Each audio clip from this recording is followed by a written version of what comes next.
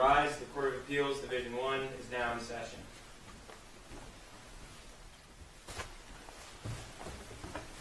Good morning. You may be seated.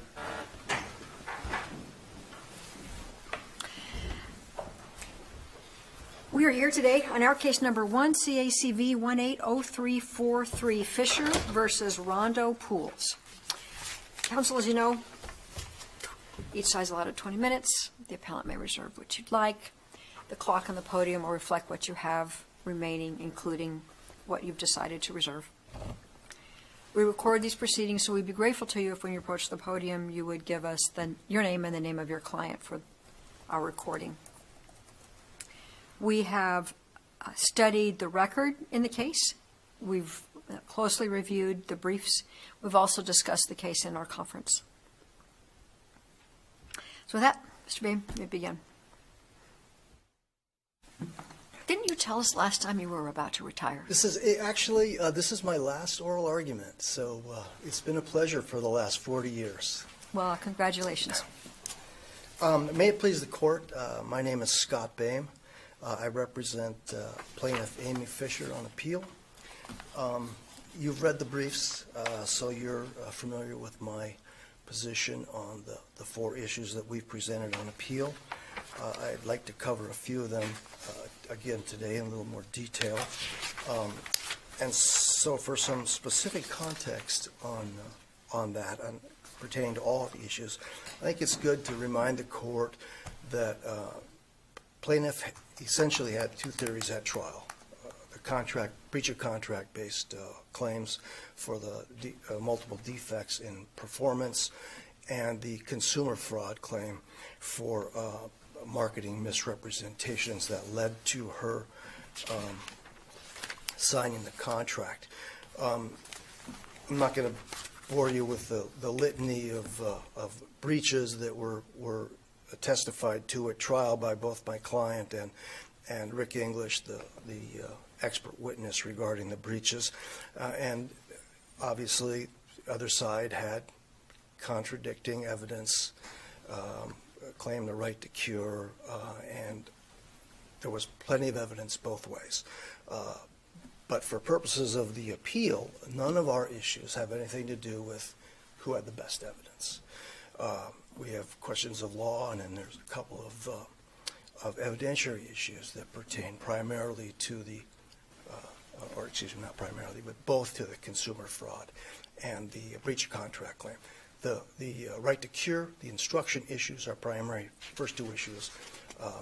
They bear on the breach of contract claim, the evidentiary ones on all of them. So it's our hope and request that you send the whole thing back for a do-over or for it to go away somehow.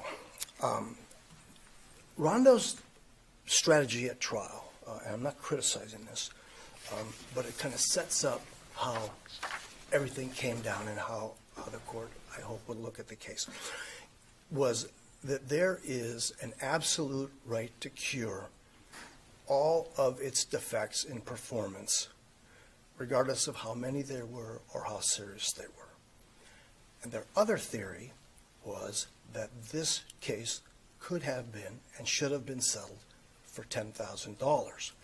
And in advance of the second theory, their strategy was that the consumer fraud claim was a unreasonable claim based predicated only to try to get punitive damages, and also to get Rondo to pay for a different, more expensive pool that ultimately was completed by Brandenburg.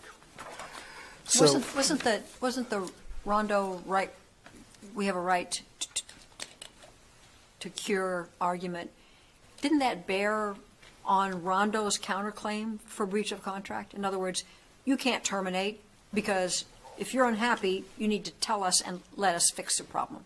Sure, yeah, and they certainly, and there was it was lots of. I don't know if you've read the transcript yet. It's kind of it's a long trial for a significant case, and obviously there were hard feelings on both sides. But for the amount of actual dispute, it was a hard-fought, long trial, and when you read it, you're going to find that there's lots and lots of testimony about their claimed right to cure and their willingness to cure, and that she was unreasonable, and none of that stuff, the evidence itself, is really relevant. What is relevant, and what is our main argument on appeal, is that there just was no right to cure. And as the cases that we talked about, and one that Rhonda brought up, the now vacated Carroll's opinion, the Supreme Court's Loman's opinion, and this court's Roberts opinion, both emphasized in discussing the Section 241 factors that the starting point, the genesis for any analysis of right to cure or rights upon breach, start with the contract themselves. And all three of those cases went back to the contract. Loman's, of course, had an express right to cure. Excuse me, it's not express. It had an express cancellation provision, giving 10 days to cure. And obviously, the Supreme Court adopted Section 241 as the factors for which materiality can be judged by the jury. And among those, in a given case, is whether there was whether the problems could have been cured. Now, our position, and ultimately where I think this court needs to go, fortunately, after the way the briefs were written, I think the issue that's before the court, a very first impression issue of law, is whether every single contract, no matter what it says, no matter what type of breach is involved, whether it's defective performance or merely missing a payment, if every single contract in Arizona implies a right to cure, no matter how significant the breaches or whether they go to defective performance or anything else. Our position is absolutely not. But didn't the instruction that is under attack here, it didn't say Rondo had a right to cure. It said the jury could consider, among other things, whether Rondo offered a cure and whether it could have. Right, but that raises two issues, and that's our first two issues on appeal. It was improper to suggest that to the jury, not suggest it, tell the jury that, if there was no right to cure in the first place.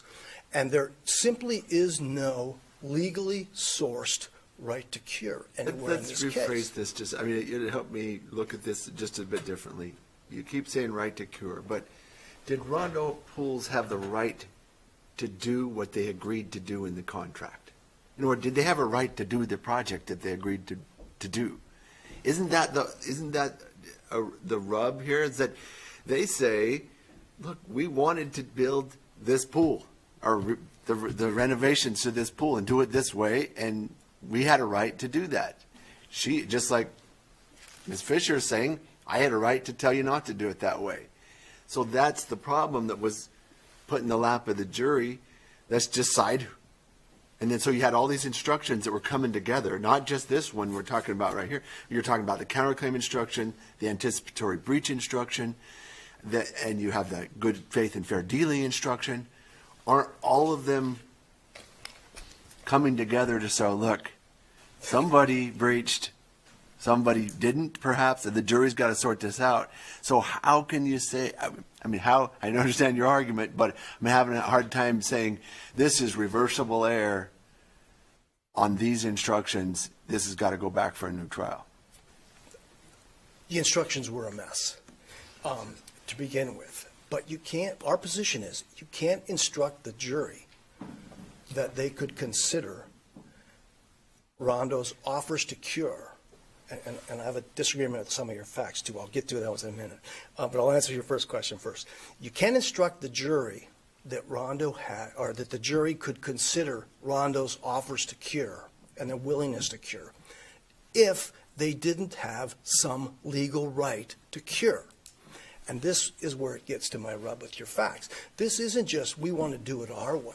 The problem here is that they were, and under our theory, and there's evidence to back this up, there was defective performance.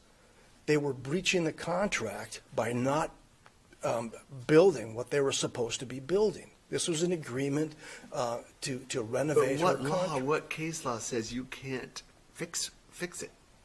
That you don't have a right to fix what you've done? There's no right to cure in the contract. The problem is, and I think this is where the rub is with the existing case law.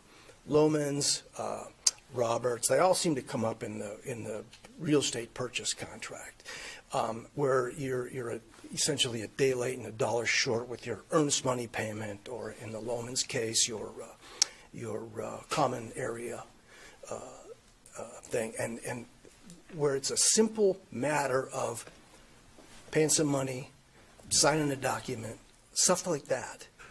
Well, whether big or small, isn't materiality is the key, right? Materiality is if I come to your house to do a job, you don't like what I do on the first day, you don't like the hat I'm wearing, you could, you're out of here. I don't want you on my property anymore.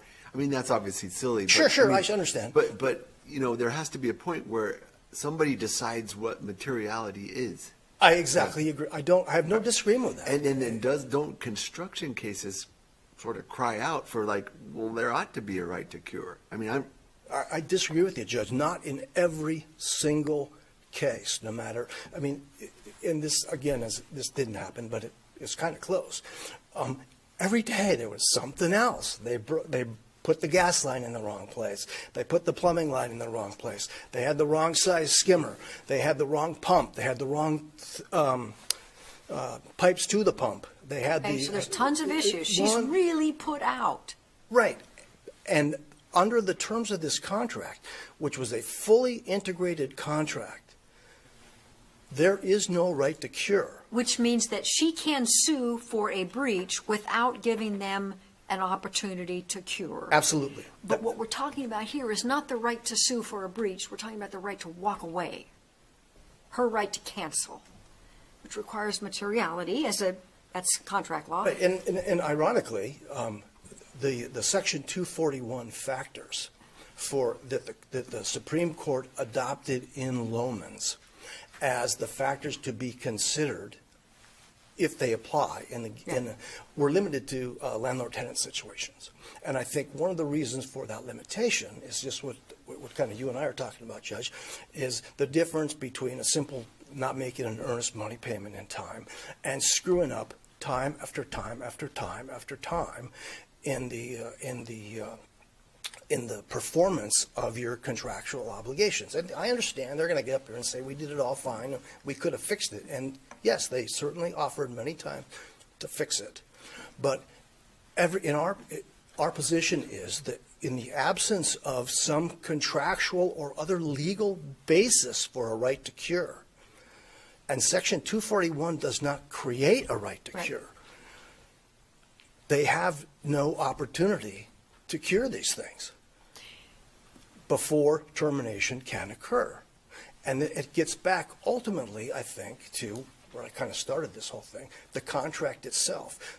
Keep in mind now, this is a contract that was prepared by Rondo after, they negotiated back and forth for about a year, give or take, as to, the Bianchi design and how the scuppers were going to be done in the wall and everything that you've probably got bored reading.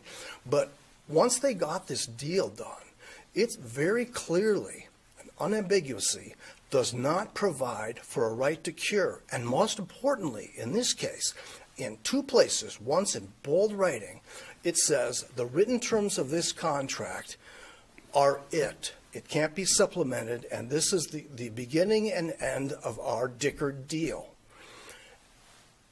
And in the Roberts case, it was decided after Supreme Court adopted the Section 241 factors. This court held that you cannot consider those factors, including the cure factor, which is one of the 5 factors, if it applies. And I have no problem that the jury can consider cure if there's a right to cure. Okay. And the instructions here too, and it kind of bleeds into my second issue, that it was wrong to talk about cure at all because there's no legal right to it. But the lead instruction under the claims and elements instruction specifically told the jury that Rondo had an obligation to establish a legal right to cure. That there was no proof on that. They never made any argument on that. And then later on in the instructions, the jury, as you pointed out, was told they could consider it either way. That's the problem, is that if there is no right to cure, and there has to be some legal right, they could have put it in the contract. They could have, as in Lohman's, established some cancellation period within which a cure period could be implied or inferred by someone reading the contract. That wasn't done here. Instead, they made this a fully integrated contract. Go ahead, Judge. I want to ask you about your 408 argument. How is it that Ms. Fisher was prejudiced by the jury knowing that Rondo had offered $10,000 to refund $10,000 to walk away? And that was a main part of the case. But how was she prejudiced? Doesn't that help to show that she was damaged to that amount at a minimum? Sure, except I think you have to keep this in context. Well, first of all, let's look at Rule 408 itself. It says you can't have this in there. And they paraded this up, put it up on the Elmo, or whatever the heck you call it, and walked through time and time again. And Mr. Rondo was allowed to go through these things. And it really, we're here 2 weeks before Christmas for a long trial with bickering people, bickering lawyers, arguing with the judge. And in the middle of this case, the jury finds out that this whole shenanigans could have been resolved by a walkaway for 10 grand. And also 8 grand. I mean, the two exhibits that we're talking about here, 143 and 159, I believe, had, it kind of went through the various offers that were made, and it's kind of a wink because they argued that they wanted to get these in because it showed more evidence that Ms. Fisher was being unreasonable, same as she was when she was demanding that they reroute the pipelines and everything else that she was being obstreperous about. And it clearly showed that, except the problem is that it allowed the jury, and in fact invited the jury, because my view is once, and this is just my view, once the jury found out that this was a $10,000, she could have gone away. Boom, we're done. And then everything else before and after pretty much was for naught. And that's exactly what Rule 408 is designed to prevent, allowing the jury to decide the issue on incorrect basis. Because it doesn't matter on the merits whether she took 10 grand or kicked it back. That's why 408 says, and it doesn't say just the bits of the settlement offer are excluded. It says subsection B of the rule says the whole document comes out and all the testimony about the document, and it allowed the jury. These documents contained other stuff too, contained the important evidence, material evidence to Rondo's point that it offered to fix the problem. Sure. Could have been. I mean, could have been redacted, right? Absolutely, it could have been. But you can't. I mean, they didn't offer to do that. I mean, it's not our obligation to fix their inadmissible evidence. Same thing with the Brandenburg email, the dead guy. I mean, that's Exhibit 151, where that comes in. I mean, it's clearly not a business record. It was prepared in anticipation of litigation. And again, that was the culmination of the case, that both sides were running out of time. And the Brandenburg thing, as the transcript indicates, was very late at the end of the case. And that's the way it ended. The jury found out that they've been sitting here for 2 weeks when it could have gone away for 10 grand. And then we got a dead guy up there advocating for their position that it was all a ruse to get Rondo to pay for a different and more expensive pool. But it all gets back, and I'll move on from that right now. The bottom line on the evidentiary issues is it invited and allowed the jury to decide this case based on improper reasons. But the bigger legal issue that I think you're going to have to face is whether there's a right to cure, and where did it come from? I mean, it just doesn't magically appear. I mean, there has to be some legal basis for the right to cure. It's not in the contract, and they specifically included the full integration clauses. I'm down to 46 seconds. I'll save it, but probably won't use it. Thank you. Thank you very much.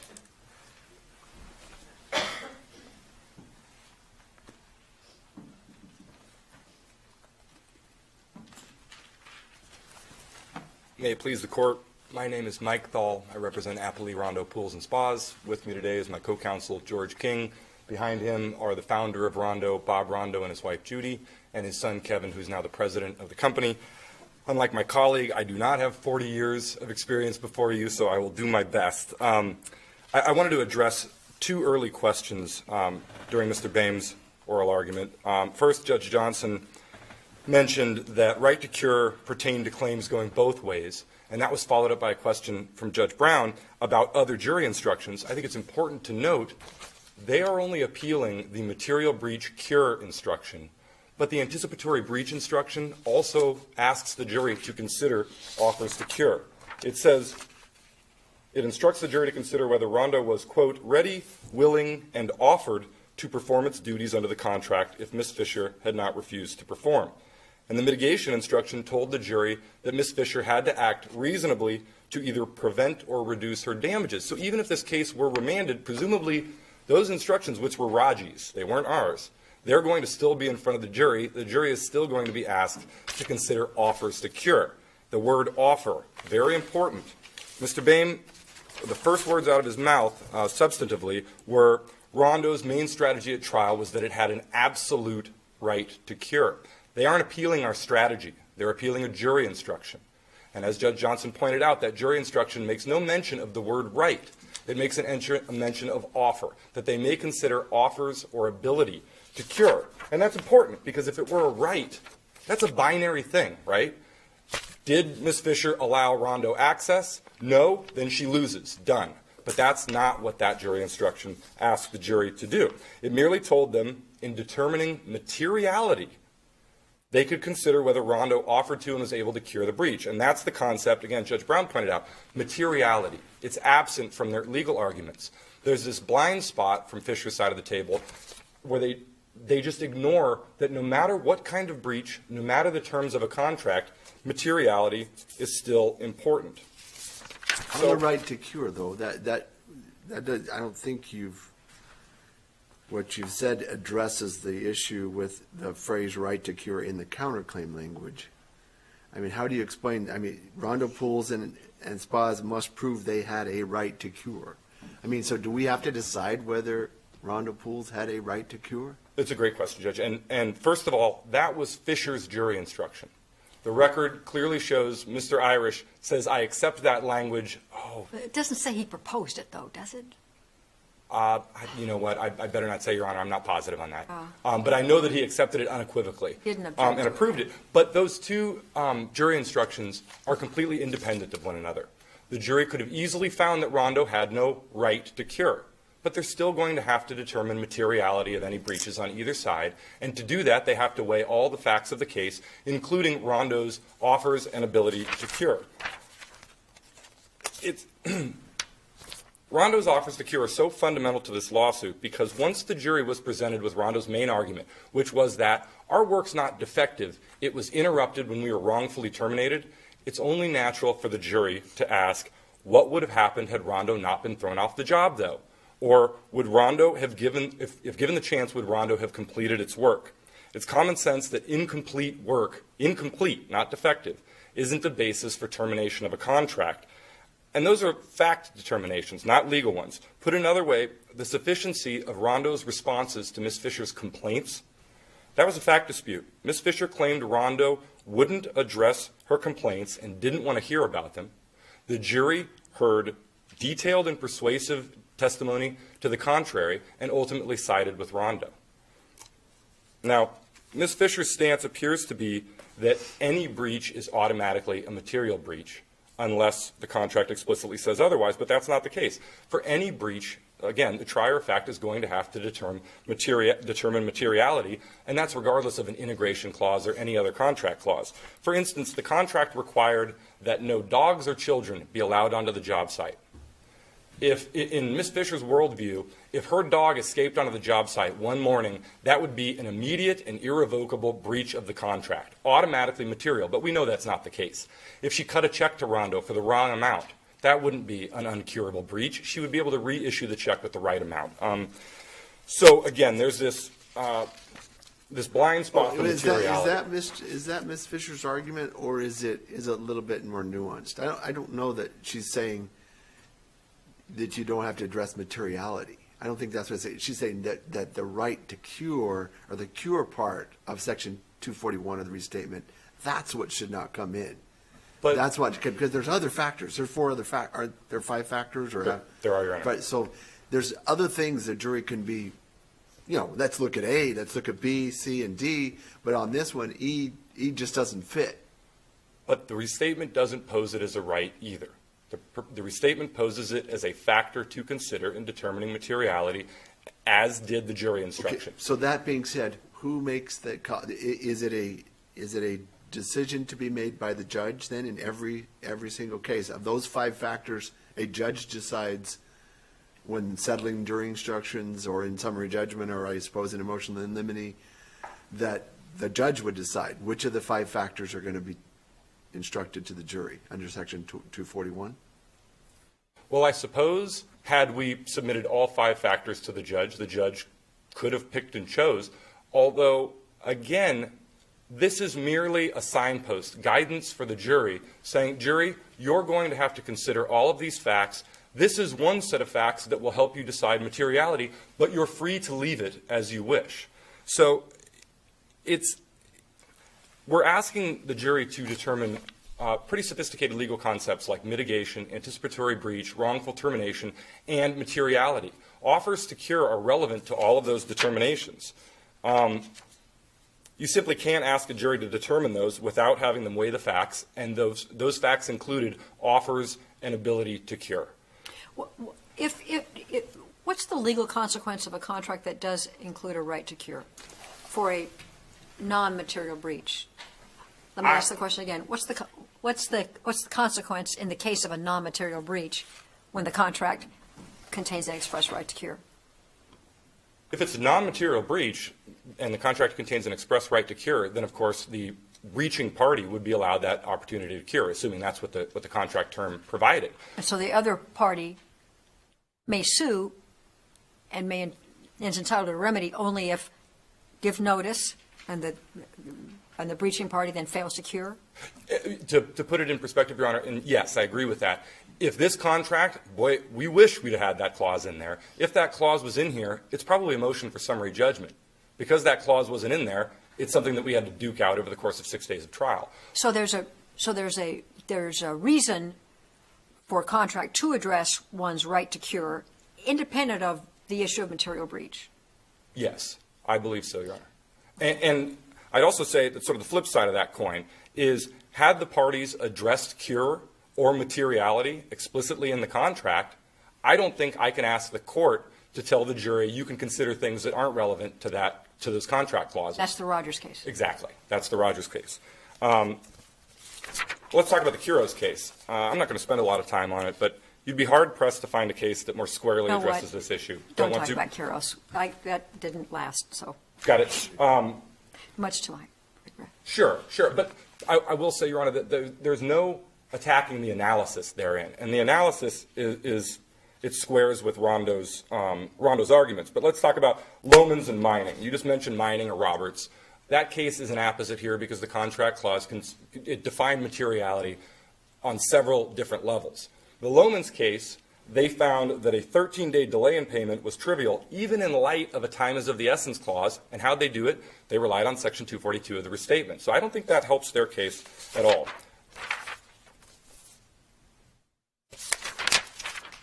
one thing I forgot to mention was the claims and elements instruction. This idea that they are conflicting. Again, you can determine that there is or isn't a right to cure, and that doesn't mean that the fact of offers to cure and ability to cure aren't relevant to determinations of mitigation and materiality.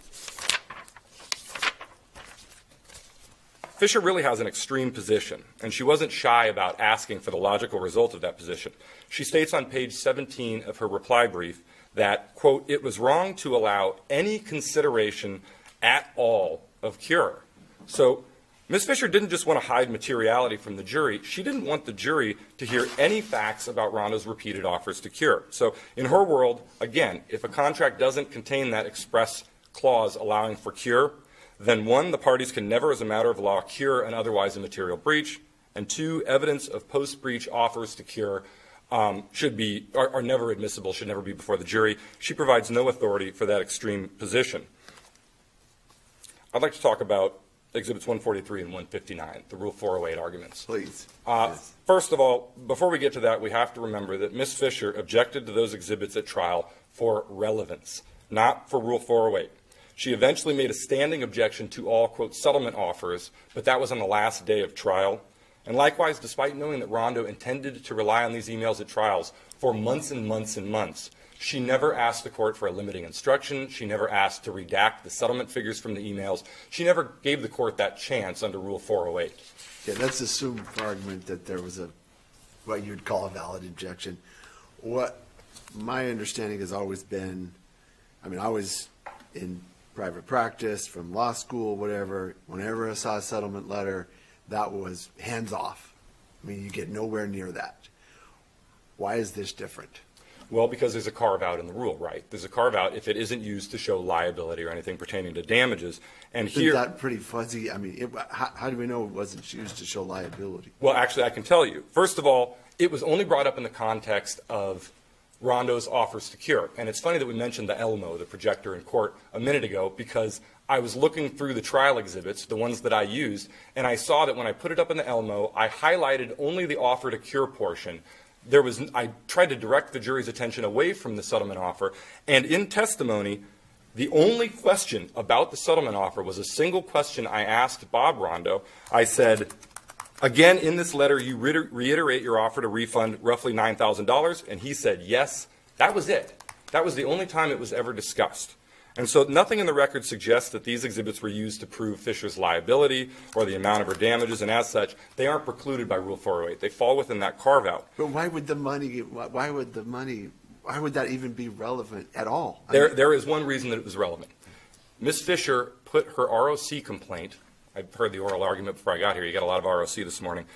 She put her ROC complaint in front of the jury, and it included the line, quote, contractor willing to terminate contract but unwilling to refund unearned amounts. All of those emails pose those, quote, settlement offers really as refunds of certain portions of the contract price. It would be unfair to allow that statement in front of the jury and not then show the jury, no, Rondo offered refunds, contrary to what she said in her ROC complaint. Even so, Rule 408's policy of and Judge Johnson, you touched on this, the policy of excluding settlement offers to prove liability or damages is really not violated when the offers are not used against the person who made them. It's not as if Rondo pointed to an offer that Ms. Fisher made and said it was an admission as to liability or damages. Put another way, and I think Judge Johnson touched on this, if those exhibits, quote, infected the jury like Ms. Fisher says they did, then they would have presumably awarded Ms. Fisher the $9,000 that Rondo offered her in the email. Well, that's a common sense gloss on the rule, but as Mr. Bain points out, really, the effect of the evidence was to have the jury say, what? We're here over that? Well, that's his opinion on it, but there's nothing in the record. There was nothing in my closing where I said, we're only here over this, we could have settled for this way back when. That's just an assumption made without anything in the record to back it up.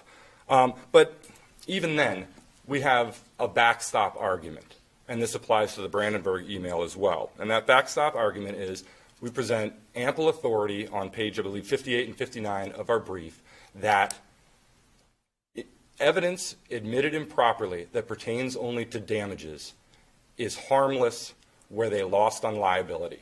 Ms. Fisher lost on all of her claims.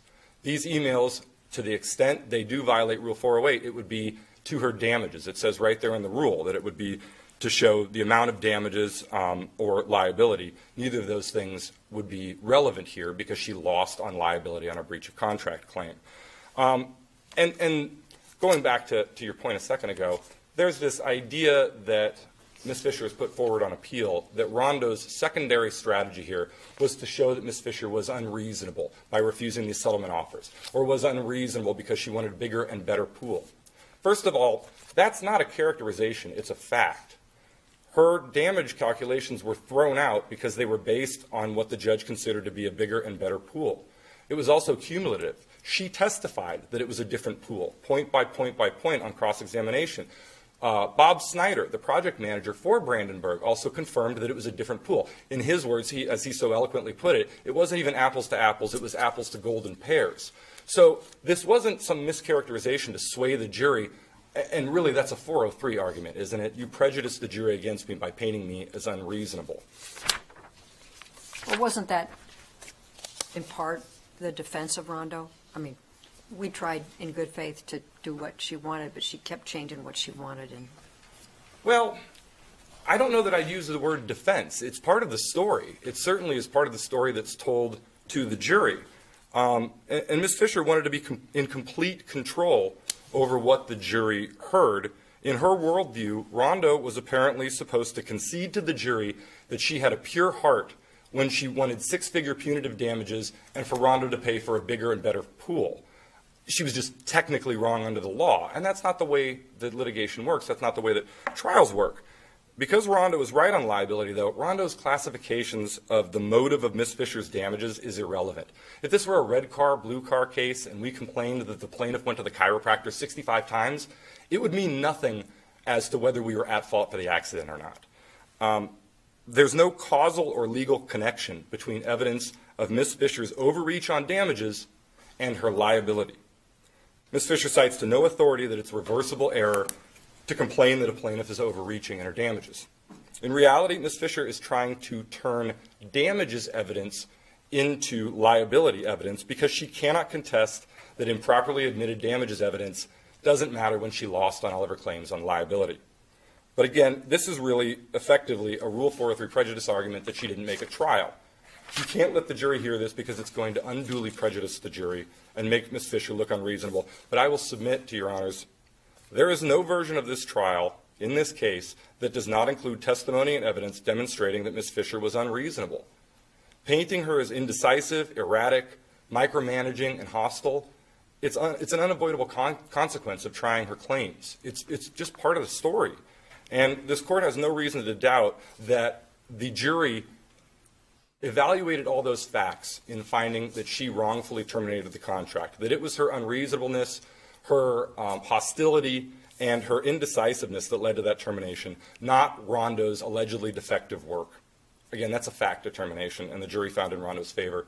Therefore, Rondo asks that this court affirm the judgment of the trial court.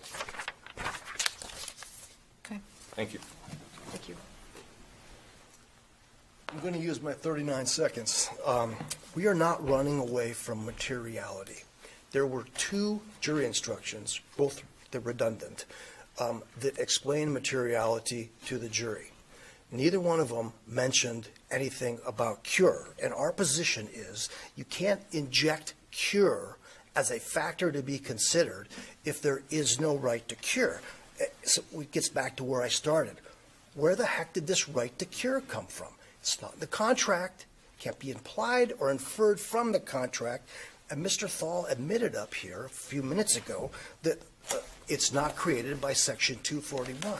It's only a factor if there is a right to cure that can be considered. And in our position, ultimately, and I'm out of time, is that cure should not have been injected unless there was some legal right to cure. Legal right. Thank you very much. Thank you. Thank you to both, to all of you for your briefs and for your argument. We'll take the matter under advisement and issue a decision in due course. Now we'll adjourn.